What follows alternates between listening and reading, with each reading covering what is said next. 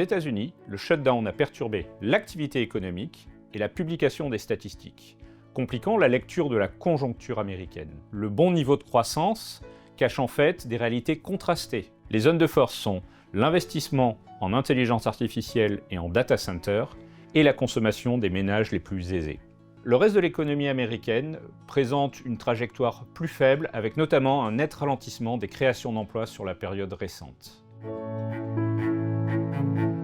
Dans la zone euro, la dynamique économique est plus favorable et plus claire. Les données d'activité se redressent, on le voit notamment au niveau de la demande domestique, avec des ventes au détail bien orientées dans un contexte où le taux de chômage est toujours proche de ses points bas. En Allemagne, on commence à voir les premiers signes des mesures prises, avec notamment un rebond des commandes domestiques. Globalement, la dynamique devrait rester à l'amélioration en Europe.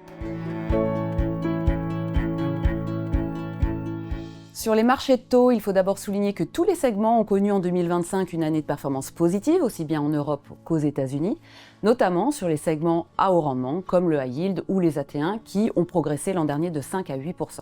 Surtout, cette bonne orientation des marchés obligataires nous semble vouée à se poursuivre en 2026. Tout d'abord, les rendements à terme restent attractifs sur le marché, c'est le cas bien sûr pour le high yield, les AT1, où les taux restent proches de 5%, mais aussi sur le crédit investment grade, où les taux sont supérieurs à l'inflation et offrent un rendement équivalent aux dividendes de l'Eurostoxx 600. Ensuite, les fondamentaux de crédit restent solides, avec des niveaux d'endettement toujours bien maîtrisés et une bonne dynamique de prévision de croissance dans le secteur bancaire, ce qui constitue un facteur favorable pour les subordonnées financières. Et enfin, sur le high yield, les taux de défaut sont attendus en baisse au cours des prochains trimestres. Nous pensons donc que l'année 2026 devrait être une année de portage et nous restons constructifs sur le crédit en favorisant le high yield, les dettes subordonnées financières et les stratégies flexibles. Après une année 2025 très dynamique, la valorisation des marchés actions européens s'est normalisée pour revenir sur ses points hauts à près de 15 fois les résultats, un niveau qui nous semble justifié par la dynamique fondamentale des sociétés européennes.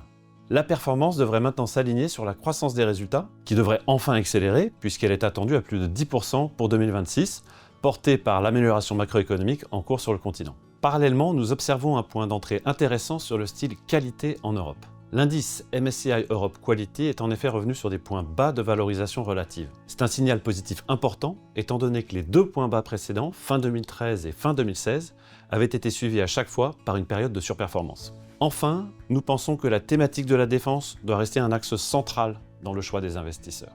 Le réinvestissement en cours en Europe est historique et offre une visibilité unique aux acteurs du secteur.